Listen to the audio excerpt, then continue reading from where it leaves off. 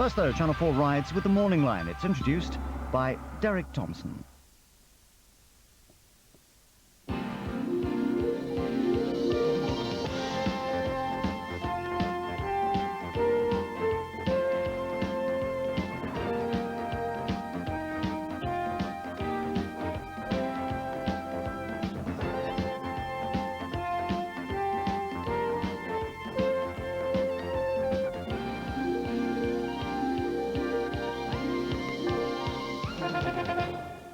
Two of the greatest race courses in the world play host to a superb weekend of international racing here on Channel 4.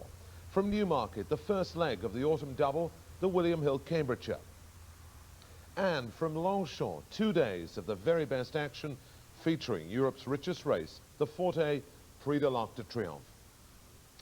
Good morning. Normally at this time we'd all be excited looking ahead to the busiest weekend in the European racing calendar. But now it's all fallen very flat with the news overnight that Newmarket trainer Alex Scott has been found dead after a shooting at his home in Chively, just south of Newmarket. Alex Scott was 34 years of age and died last night in what police describe as suspicious circumstances after he was shot by an assailant at his stud in Chively, a few miles from the racing town. Scott was one of Newmarket's brightest trainers. He had about 80 horses in his stable and sent out Sheikh Albadou to win the Breeders' Cup. He leaves a widow, Julia, and 3 young children, Daniel, Emily, and Rupert. Well, with me this morning, Frankie Dettori and John Frankham. Frankie, you've been riding out for a couple of hours. What's the mood on the gallops this morning? Well, actually, Derek, the news spread last night in Newmarket, and everybody was really sad about it. It was a great person, a very good friend to everybody, and he'd be greatly missed in racing. I mean, this morning the gallop was a big silence, and it's something what is very hard to accept, you know. John Frankham, you and I were actually joking with him in the winner's enclosure at 4 o'clock yesterday. Oh, you can hardly believe it. I mean, it's just a very tragic thing to happen to anybody, let alone somebody who's as talented as he was. Yeah. And you just feel awfully sorry for those people left behind. Yeah. Big man. Well, the police are holding a press conference this morning, but for most people, the first news came in the later editions from London, and it led in most of the papers. In the Daily Express, top trainer found dead, man is hunted after Newmarket shooting. In Today, champion racing trainer shot down, talented Alex dies, feet from wife and children. And in the broadsheets as well, the Daily Telegraph, trainer is shot dead at home. And both the trade papers in both their editions had the story, and led with it, of course, top Newmarket trainer killed at Leeds Stud in the Sporting Life, Scott shooting death. And in the Racing Post, Alex Scott dies in shooting. And the Racing Post, I believe, had the most poignant quotes, and one of them was from Dick Hearn. Alex was assistant trainer to Dick Hearn for over 2 years, and Dick said, "I'm appalled and horrified by what's happened. He's been cut off in his prime. It's a tragedy for his wife and young family. One really feels for them." And Joe Mercer, who was the racing manager for many of the horses that Alex trained, "I'm absolutely devastated," said Joe. "I love the guy dearly. I just can't believe it." And Lester Piggott's daughter, Maureen Haggis, married to Willie Haggis, said, "I just can't believe it. Newmarket will be devastated. Alex was mates with everybody in the town. He was popular with everyone he met." So Alex Scott dies at 34, absolutely unbelievable, and in brooding, intense, dedicated professional. And a nice fellow to boot as well. What's the reaction in France this morning? Brough Scott and Jim McGrath are already at Longchamp. Brough? Well, we all know that dreadful things happen in the wider world, but for the small racing community, it's as if they've come crashing into our own living room. I was laughing with Alex on Thursday. He was full of life as usual, and now he's gone like this. And for his wife and family, it's almost too terrible to contemplate, and they need all our prayers today. News that's just so hard to believe. I wake up at 7:30 this morning, switch on Sky News and hear that. And you immediately think of the adjectives, what does Alex mean to me, or what did he mean to me? He was warm, enthusiastic, bubbly.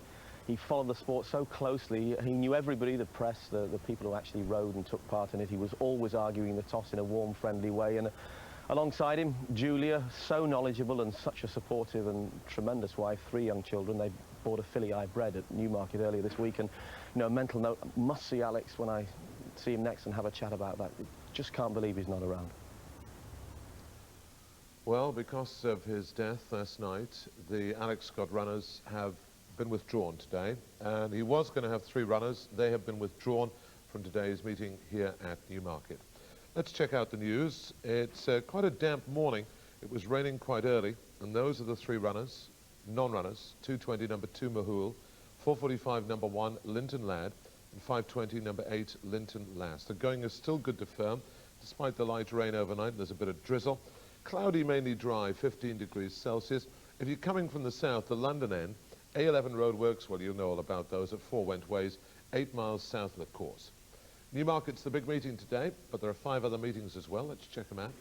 Goodwood, they've got a good competitive card down there. Chepstow, good jumping card. Utoxeter, always competitive. Kelso in the Borders, lovely place to go.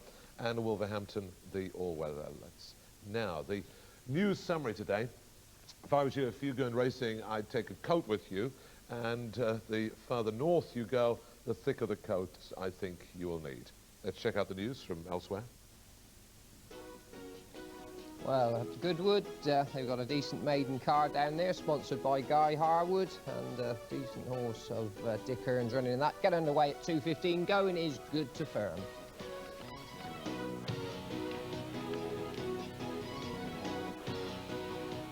Chepstow got a really good jumping card, Dark Den. Well, he has his last run in the free handicap hurdle before he's off to America. They're going good to soft, good in places. First race, 2 o'clock.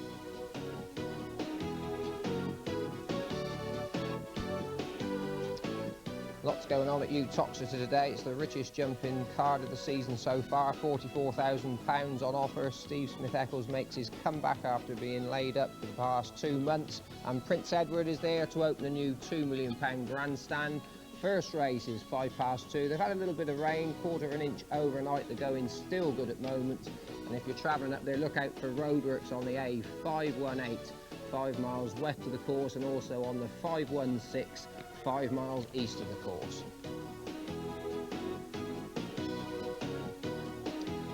Total contrast up at Kelso, where they've had a little bit of rain. The going is hard, so it'll be welcome there for the runners. Mick Fitzgerald's the busiest man in action, with rides in 5 of the 6 races.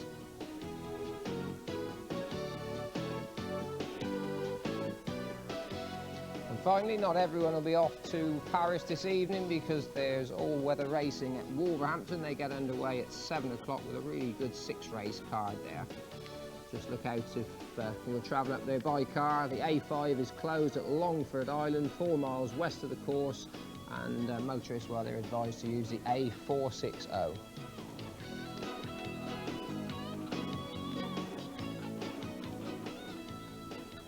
You're up to date with the news here in England this morning, but what about the news in Paris? Now, Brough was there yesterday, and he was having an argument with the penetrometer. What is the ground like, Brough? Well, I have to put the penetrometer somewhere very personal if they claim it's soft again, because it's been a very heavy dew here, but it's a lovely warm morning, and it's going to be warm again right the way through. The lads who've been on the track with horses this morning say there is some cut in the ground, but they describe it as good, the maximum good to soft. But it looks as if we're going to have a glorious day here at Longchamp. 4 races, as you know, for us. The 2:15, the Prix de Royalier. That's going to be a fascinating one. We've got 3 English there and 3 Irish as well. 2 English ones in the Prix Dollar, Mistlecat and Alderbrook. And then, of course, 2 Group 1s to come. The Grand Criterium, Montjoy takes on 3 runners in the top 2-year-old race, the Grand Criterium, and the top stairs race, the Prix du Cadran.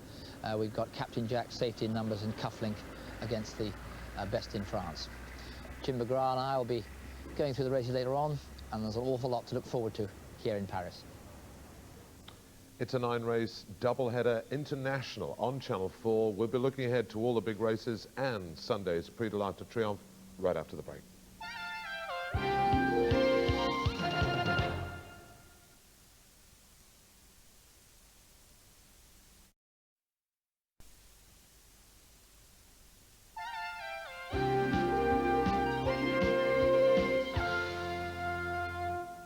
Just looking outside, it is raining quite heavily at the moment, which is good for the ground because it is good to firm.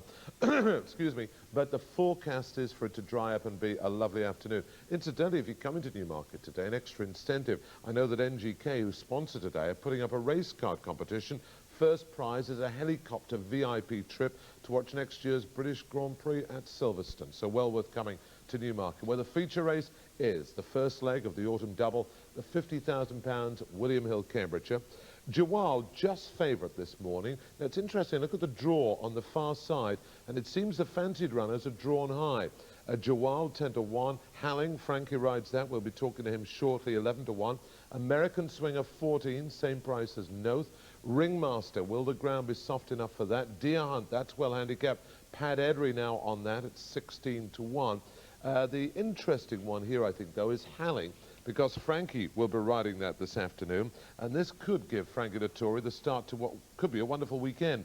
He's got only Royale at Longchamp tomorrow and also Lock Song, and this horse, Halling, had 4 of his rivals today behind him when winning at Doncaster last month. And the white cap, Halling, pressed on the outside in pink by Lerwath. Black cap out wide is Latan, the blinkered runner is Queen's Crusader. Behind these comes Kettlestone, who's got no room on the yellow colours. Lacks a bridge on the wide outside. They come past the furlong pole, and it's Halling in the lead. Here goes Green Crusader after him, and Walter Swinburne on, getting a great run out of Green Crusader. But Halling is fighting back. It's going to be a close call, this. Halling takes it. Halling in a photo on the line from Green Crusader. Is he going to do it again today? Well, let's hope so. Derek is he's an improving horse. He's you know, was on his 4th run last time when he won, and he's usually not a 3-year-old race, the Cambridgeshire, but obviously he's an improving horse. Seems to be drawn quite well next to the fancied ones, and I'm very hopeful. Is there any difference in the draw, do you think, after having ridden over here for the past 3 days, the draw today? Will it make any difference? No, actually, the draw itself doesn't make any difference. What is very important is if you got the good horses drawn next to you. Yeah. I mean, if you got the good horses to race with, at least they're going to take you to the winning post, then you're going to be on the right side. Interesting. Obviously, if you got the best horse and in the wrong group, then the only thing you can do is win your race on your side and still be something like 5 lengths behind on the other side. Let's have a look at one of your big rivals today. I mean, they're all big rivals, but the favourite's a horse called Jawal. Now, this is a very interesting horse, Jawal. Cost just 5,000 guineas when picked up at the sales last year, 12 months ago. Since then, has developed into a very nice horse indeed. I remember this horse winning at Newmarket back in July. As they race down to the start of the dip, and it's Tommo that just goes on now from Toujours Riviera. Jawal on the left with the blue sneeze, Samhar with a red cap with a lot of running to do. They come inside the final furlong, and it's Jawal who's striding through into the lead. On these favourite stands rails, going a length of the good over Moadab, and as he races up towards the line, Walter Swinburne takes it on Jawal. Gee whiz, that was, I mean, 5,000 guineas, that's a real money spent. Well, I think he paid for himself about 10 times over there. I think backed him off the boards, but he's also, he's improved since then. He was 3rd to Fram at Goodwood and had quite a few of today's runners behind him. I mean, it's obviously, you know, a horse that they've all got to beat. But what I wanted to ask Frankie about Halling, I mean, he's coming back a furlong today. Do you think that's going to inconvenience him? Yeah, I guess it could be a little bit of inconvenience because it's always a very fast-run race. But I mean, you know, you only have to be hopeful, and hopefully I'll be able enough to give him a chance to let him find his stride and get into the rhythm of the race. But it is a little hazard, and we'll have to try this afternoon. I think the horse at the bottom of the handicap has got a great chance. It's a horse called Ringmaster. Now, this horse has only got 7 stone 9, which I think is a very good weight indeed. He's come good just at the right time, winning his last 2 starts. I asked his jockey, Philip Robinson, for the latest news on him. Well, he's very well, but obviously we'd have liked a bit of rain or something, and hopefully we might get some yet, but it's coming a bit late. This horse, as you say, is improving, but the main reason for that's probably been the ground that he's got the last 2 races. It was very, very soft at Pontefract when he won. It wasn't quite as soft at Ascot last time, but it was what we would call very slow. It was a bit sticky, and he just seems to excel in that. So the ground as it is today is probably a bit fast for him. What about the weight? You've got 7 stone 9 to do. When was the last time you had a good meal? How difficult has it been? Well, I think the final decision to ride him was sort of between me and Mark about Tuesday, and I've been eating a little bit of fish every night since then, and 1 slice of toast in the mornings. That's all? Yeah. And fluid, tea, coffee? Oh, obviously, I like my tea. Yeah. So that goes through pretty quick, so that's not staying with me too long. And you could just about do 7, 9, do you think? I don't think so, no, but we're going to try and get as close as we can. And what about the draw? You're drawn right on the far side, 29. Yeah. Well, I mean, the draw normally comes into these sort of races, and no matter how much you look at them, you can never really tell what's going to happen until you're out there. But obviously, I mean, last year, they all won over this side, and I think that the winner absolutely slooshed home over this side, so hopefully it'll be a change this year and it'll be the other side. But the ground is your big worry? That's my big worry, yeah. I mean, if it came up soft, then, you know, he's a different class horse. Well, it's raining at the moment, but I don't think it's going to be soft this afternoon. Frankie was talking there about trying to lose weight. He obviously hasn't eaten much for the past 5 days. And I made you a cappuccino about half an hour ago, and you only had... Somebody else made him a cappuccino. Right. Well, it is television. You only had 2 gulps because you didn't want to take much fluid. Yeah, obviously, this afternoon I'm at my rock bottom weight, 8'3", and I mean, I've been preparing myself the last 4 days, trying to get to that. But, you know, it's hard work, and, you know, you have to be careful. And like I said, a full cup of coffee could have cost me an extra half an hour in the sauna today, so I'd rather not have the coffee and stay out. How much does it affect you when you're actually down at your bottom weight? I mean, do you actually feel that little bit drained? No, I don't. Actually, the worst thing is when you do lightweight for 3 or 4 days consecutive, because you have to keep at that lowest weight for 3 or 4 days. So on the last day, you feel a little bit shaky, you know. But, you know, if you get yourself prepared for just 1 day, and then, you know, you increase your fluids after the race, then, you know, you feel good again. What about the Cambridgeshire today? What's going to win? I mean, you must have a great chance, Frankie, don't you? Yeah, I've got a great chance. I think we all have to be Jawal, you know. He's been consistent all year, and I mean, he's run a great race at Goodwood. Yeah, you can't take it away. Well, he's been laid out for, I mean, well, I say laid out for, he didn't have his first run until June, but the horse that Philip Robinson was just talking about, Ringmaster, he absolutely cruised it at Ascot last week. You know, a little bit of rain just eased the ground. It's a great race. They're bound to go a good clip. Zermatt will take him along. And I think you ought to be looking for something that's won over 1.25 miles. And now, you know, as I said, now we've got the ground's changed just slightly. I think, you know, it'll help Frankie's horse, Ali. Well, I think Mary Reevely could have a good chance. She runs Malotti, the top weight, and Sweet Mignonette. I think it's a decent price. But talking of prices, what's the betting, Big Mac? Well, Malotti's running in the race for the 5th time, but Sweet Mignonette would be the one for Mary Reevely. Last 3 of the last 4 Cambridgeshires have gone to the favourite. Jawal is now certain to go off favourite. If you want a prize to Jawal, take the 10-1. It's certain to be in single figures. And the other horse being backed is number 21, Ringmaster. How much overweight will Philip Robinson put up? For the 14-1 and the 12-1, they're going Ringmaster. But we have a right steamer, and you will not be surprised at this. In the 2:20, our old mate Rise Up Singing. Now, he's won 7 of his 8 wins have been here at Newmarket. Pat Edery is back on board. It's been 16th, 16th and 12th in its last 3 outings. They're taking all the 10-1. Hills very soon on the credit will be going 7. So if you're a credit backer, get on to the 10s. And I think there'll be about an 11-2 chance on the days this afternoon. So take a prize. If you want Rise Up Singing, 10-1, Pat Edery back on board in the same handicap mark. Number 60 on the ratings as when it won a year ago at Newmarket. Loves the course. Real gamble. Rise Up Singing. Same handicap, Mark, but it's interesting. Can Pat do the 8-3? He might carry, what's Pat's minimum? No, but the thing is, when it's off and it's buzzing, it's off in front. It'll be really out in front. Catch me if you can. Loves Newmarket. This is the day for it. I think Rise Up Singing to cash is down for it today. I think when you have Pat Edery on board, you can afford £2 overweight. £2 overweight. He is superb, isn't he? But remember, that's just the money that's going on the horse. It doesn't mean that the horse is going to win. I just want to warn you about that. Brough has more at Longchamp.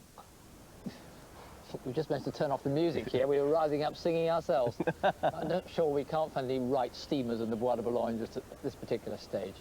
But it is a cracking card, 2 Group 1s, and let's first of all look at the Prix du Cadran, the French Gold Cup, 2.5 miles, 3 British runners, the Captain Jack, Safety in Numbers and Cufflink.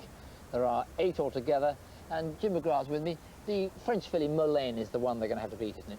Yeah, she's tough and very consistent, and she's petite of stature. But in terms of form, in terms of linking these together, Brough, there's not a lot between them, and therefore maybe there's an opportunity for a horse that's going up in distance for the first time, because you really have to stay here with a couple of front runners. I mean, Safety in Numbers made it last time, might not necessarily do so today. Captain Jack's a front runner. So often these French races at around 2 miles, you know the game better than others, that they sprint from the turn in. It might not be that today. But Captain Jack's been pretty ambitious, isn't he, to go right up to this class? Well, with Luca all things are possible, but at the same time, you know, he shouldn't be discounted because he does stay really well, but on form he's got an awful lot to do.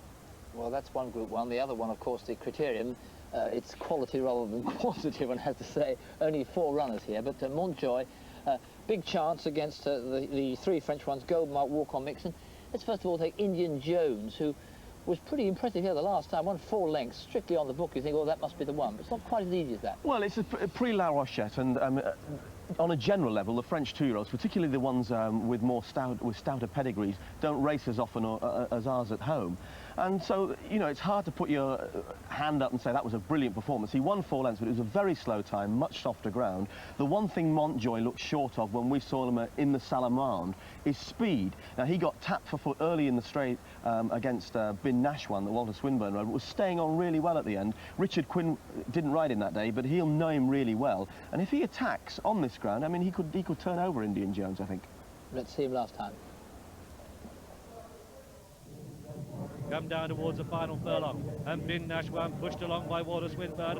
Montjoy for Pedigree. Could be a British one do this, but look at this. Pennycamp is coming up on the outside. They're inside the final furlong now, and Bin Nashwan and Montjoy. Here goes Pennycamp storming through on the outside, and Pennycamp's going to steal the race close home. Up toward the line, Pennycamp is the winner. Pennycamp takes it from Montjoy second. Bin Nashwan is third.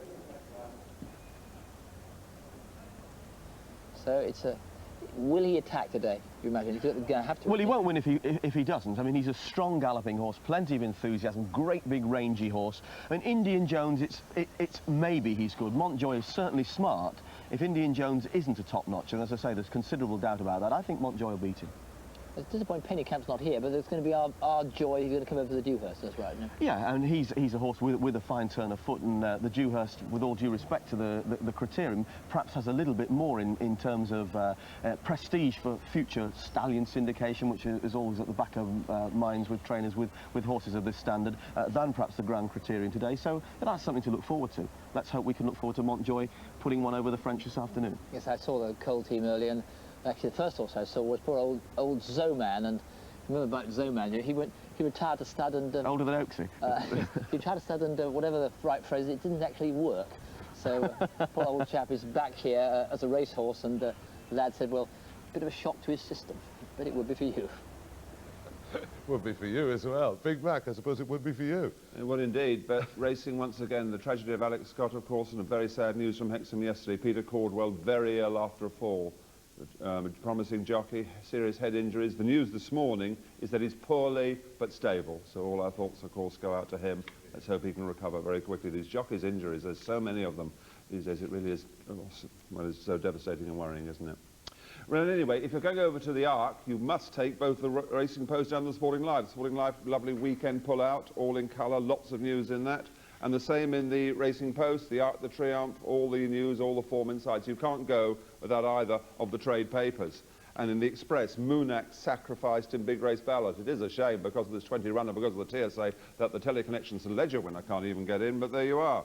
And the tips were Chris Hawkins in The Guardian. Only Royale looks the leading light. And I like this down here too. Chris says, Dettori laughing all the way to a record. He doesn't laugh to records, he laughs to banks these days, from what we can hear, with his billions of lira that he's piling in the banks. But there you are, Dettori. And of course he's on Only Royale, and wouldn't it be marvellous if he could win. Though I am told with Only Royale, no money for it this week.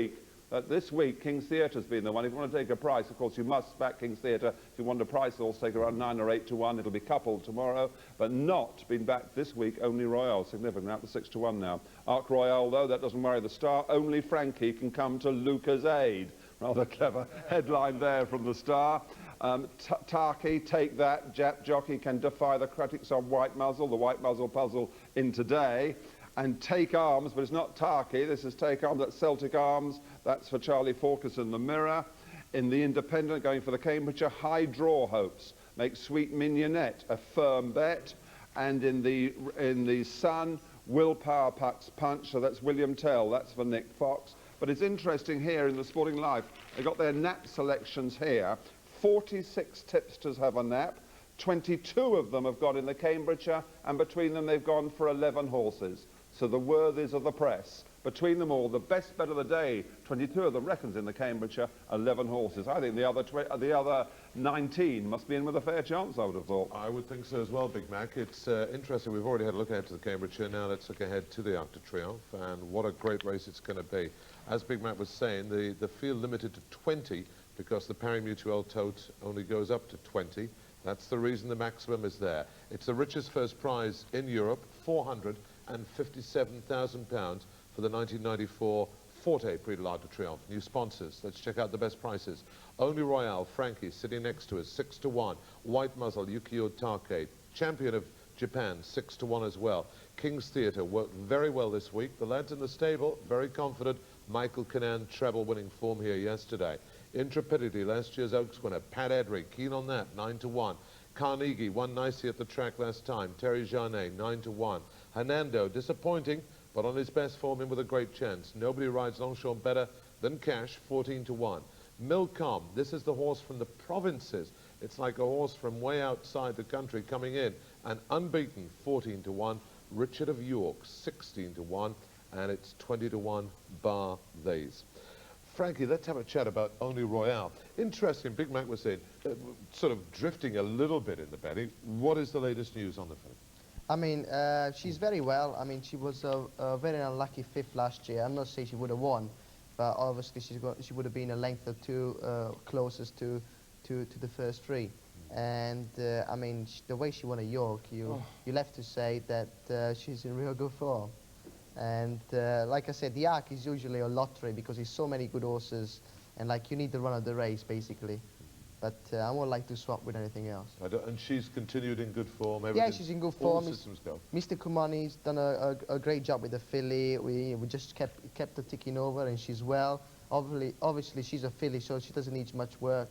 And she came good at the right time, so keep our fingers crossed, and let's hope everything goes well. Did you feel that she'd improved a fair bit going to York? I mean, it's the first time I've seen her look really well in her coat. Normally she always looks just a little bit dull. She looked different filly altogether for some reason. Yes, I was asked by Mr. Kumani to write the work beforehand, 3 weeks beforehand, and we could see, you know, she was improving every work. And by the way, she trashed that field at York was pretty impressive. I mean, we expected to run a big race, but not so big anyway. I mean, McRae could have ridden it and still won it. Was that impressive? Well, I don't know about that, you know. I don't know about that. Now, what about the others? There's another Newmarket horse. It's trained just the other up the hill in Newmarket. Horse called King's Theatre. I know you're very keen on it. Well, he's done nothing wrong. I mean, if you wanted to crab him, you'd have to say he's had a hard season. He's been on the go. He's ran here right early on in the season. The only time he's really run a bad race is when he was running over short distances on ground that was too fast for him. And Mick Canham was very bullish about him. Yeah. We spoke to him yesterday. They think he's improved since the King George. Yeah, I know Henry. I spoke to him at Ascot, Yeah. a couple of weeks ago. He was very bullish about him. What would be the best of the French fellas? I mean, we're talking about the English horse, and we're all very hopeful that we're gonna bring the French Franks back. But what would be the best of the French? Richard of York, Carnegie. What are your thoughts? My thoughts. Of filly, you know, she's a little bit of character. She's intrepidity. Oh yeah. But she loves Longchamp, and it was a good prep race last time, and she was 4th last year, so she's going to run a big race again. I think so. And Well, you'd have to figure it because last year she had a miserable run. When she won our Oaks, the ground was too fast for her, and she put up a really brave performance. I know people have been crabbing her, saying she shirked the issue last time out. But to be fair, I think she's been trained with this race in mind. Just quickly, what do you think will win the Arc? Only Royale. I won't like to say, but let's hope I got a clean, smooth run, and let's hope I'll be there at the finish. And I think Frankie will win. you think Only Royale? Yeah, I think King's Theatre's got a great chance. But let's go direct to Longchamp and get the latest news from the track. Prof and Jim. Yes, Only Royale not in here yet. She comes in this morning, so does King's Theatre comes in today. and so too Broadway Flyer. The other two, Ezud and White Muzzle, already here. The stables are just behind us. And I said, the ground is lovely, warm morning here. I know you're having a bad time now. Lovely warm morning here, and it should be drying out. Jim, at this stage, Broadway Flyer likely to make the pace. He's the only one, isn't he? And I mean, it sounds almost rude. I'm delighted he's in the field because without a guaranteed pace, I mean, Broadway Flyer surely has to run that way. He attacks, he's second in the ledger. He's not going to beat them for speed. He might well burn a few off, but I don't think he'll burn them all off. Hopefully, with him in the race, we shouldn't get some of the trouble we've had in the last two arcs where there's been no pace. There are 20 runners. I mean, few of them have been the 25, 28, but it's still plenty of runners here because I was just walking around again last night. They're running downhill and turning from 7 furlongs out, aren't they? You don't get a really clear run at it until they turn in from 7 furlongs out. Well, so often in a big field with, you know, the big races, I mean, people say, why do jockeys, top flat jockeys, get paid so much? It's the best ride that wins, not always the best horse. It's going to be very difficult. But let's just go through a couple of them, or three of them here. Milcom is a fascinating one because, after all, he'd come from Poe. People say the provinces as if it was sort of somewhere in Bechuana land. He's a tremendous trainer. Milcom, down in Poe, 10 races in a row. Whether he get the trip? Well, you'd say no. He's a full brother to a 5 furlong winner, never been further than 10 furlongs. Pedigree says nobody's a remarkable trainer, as you said, and just for racing fans at home, in the Racing Post, the interview earlier this week, he said, I will have winner 199 of the season in the TSA at Longchamp on Saturday, and Milcom will be my 200th on Sunday. It's hard to see. Hard to see, but he is a remarkable man, isn't he? And down there in the provinces. Wonderfully snooty they are here in Paris. It's like up the north in England, isn't it? Well, now, a horse who really has come, not from Bechuana land, but from Brazil, with the fine old Portuguese name of Much Better. Let's have a look at him, because he's enlivened some things here. He's been ridden bareback, Jim, out here by his lad, but I think in this clip we actually see him ridden with the saddle on. Yeah, but I mean, the only thing, I mean, it's pointless to pretend that we know much about the level of South American racing. I mean, this horse is by Bay Noon, who ran so well in the St. Leger when Lester Piggott beat him on Comanche Run. And we know he's a good South American horse, but they haven't cleaned up when they've come over here before. So, again, famous phrase, it's hard to see. Yeah, it's a gallant try. It's one of those things. It's tremendous to come a lot of egg on face if wins. Yeah. The lad actually is called Nelson Marino, and he when he rides work, he has earpieces so the trainer can bollock him, tell him what to do and what not to do. I can think of a few more that need those. Well, now we can see whether Peter Chapel-High wouldn't be any good if he did have one to Utakata, because he can't actually speak any Japanese. But the crucial thing for White Muzzle, I know you fancy a lot, is how will Utakataki handle Longchamp? Only ridden here once, a couple of times. The Arc is quite a different deal. Never watched the Arc, never ridden in the Arc. And he, of course, is a phenomenon, though, in Japan, isn't he? Complete phenomenon. Well, again, I mean, reading the excellent piece Alan Munro did yesterday in the Post, I mean, he's a champion jockey 4 times in Japan, well on the way to a 5th. If he is the jockey they say he is over there, I mean, Peter Chapel-High brushed all that aside with Derek at Newmarket on Thursday. If he's the jockey they say he is, right, he will have sorted himself out after a big flop last week, and he will ride this horse aggressively. Well, the stuff he's going to be on is a penetrometer readings are starting. Well, they were saying it's 3.6 yesterday. I think it's going to come down 3.5, 3.4. There is some cut in the ground, certainly some cut in the ground, to remind you who weren't watching earlier. But the lads who were out on the course this morning, some of them said it was a little bit of some soft in places, but the other lad told me it was pretty good, really. But I must say, talking of Taki, he does ride in our first of the Prix Royal round the Arc, almost all the Arc course, in fact, just to get 100 yards further than that. So he's going to get some feel of the track, but nothing can prepare him for the actual rhythm of the Arc race, can it? Well, he's got the best ride. He's got the fastest car, for want of another analogy. It's how he drives it. He rode a stinker last Saturday, but if he's the jockey they say he is, he'll be well there. He's got speed, form over the course and distance. He's got a great chance. A great chance, and I hope you'll join us for your chances this afternoon. Well, the thing that interested me was the penetrometer there. Now, Brough has been saying for years, we must have the penetrometer, because that gives a true guide as to what the going is like. There he is, the guy walking around there. He's got to put it in the ground about every sort of half a furlong and drop that thing, that lead weight, about 10 times. That will give a true reading, quote unquote. And yet, the true reading on the penetrometer was good to self. And Brough is now saying it's better than good. Now, Brough, you cannot have it both ways. What is the ground like? He's not hearing, so he's out of it. Big Mac, how do they bet? What's the You have to remember, Group 1 races, 66 to 1, 40 to 1 and 33 to 1 in the last few days over here. Will it be a result in the Arc? Well, I'm saying take a price, coupling and all that involved. If you want to price a horse, English bookmakers, And in the William Hill Cambridgeshire taker price, Jewel will go up favourite, 10 to 1, it'll be shorter than that. Ringmaster number 21 will be shorter than 14 to 1. But taker price is a guarantee. If the SP is bigger with most firms, that price will stand. And finally, the steamer of the day, no question, the 220 Newmarket, Rise Up Singing number 24, 10 to 1. Take it, because the price is bound to be nearly half that. Loves the course, 7 wins out of 8 at Newmarket. Rise Up Singing, a great steamer to start a great weekend. There's no doubt, though, the biggest cheer of the weekend will come if a horse called Locksong can win the Prix de l'Abbé tomorrow for the 2nd year running. It's going to be the last race of her career, and the man who's riding her is Frankie. Well, can it be a fairy tale ending? It'd be great. I mean, she's been the people's favourite for the last couple of years, and I've got a soft spot for her. She's done great for me. She's won 8 good races for me. You know, after the disaster we had at Newmarket in York, everybody liked to see her bounce back. I spoke to Mr. Baldwin yesterday, and he said she's in good form, and if I can get it down to the starting one pace, then they'll all have me to beat, you know. Ah, it'll be terrific. I was reading actually somewhere that apparently Locksong has cost the bookies £50 million in paid out money. And also, Tom, we must think millions of people, 1,000 people are going to Longchamp, banking on Locksong to pay for the trip. So a lot rests on your responsibility, on your shoulders, Frankie, there. Now then, charity bets today. We're going to try and make some money for charity. Here they are. Let's have a look. Franks is going for a horse at Goodwood in the first race at 2:15, number 3 in waiting. Jimbo's going for a horse at Longchamp in the 4:50. Remember, we're live this afternoon there. Number 1, Northern Spur. Brough is going for Alderbrook, Julie Cecil's runner, to beat Missile Cat and Wendell Woods in the 2:45, number 4, Alderbrook. And Tommo, well, we're going for the big price winner of the Cambridgeshire, number 22, Sweet Mignonette, each way in the 3:35, the Cambridgeshire at Newmarket. Now, the long-awaited result of last Saturday's picture puzzle. Wow, this was a difficult one. East of the Moon. And the 3 people who all got it right win £100. They are Scott MacDonald, well done, Scott, from Mull Airdrie in Lanarkshire, Bernard McClellan from Duncan Road in Manchester, and William Lowe, famous name, from Carnock Road in Plymouth. Congratulations to you 3, £100 on the way. Here's today's picture puzzle.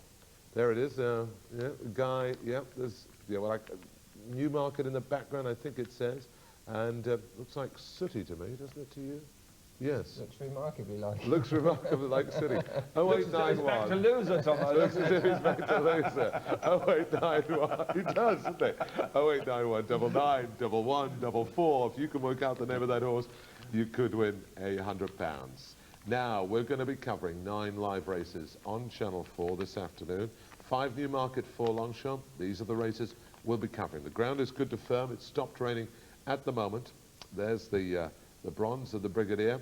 And we start off with the sparkling race over 7 furlongs, then the Sun Chariot, then the Cambridgeshire, the Jockey Club Cup, and then we've got the nursery at the end. And then at Longchamp, the 2 big Group 1s, the Grand Criterium and the Prix du Cadre. Join us if you can at 2:05. We leave you with the picture puzzle. Bye-bye.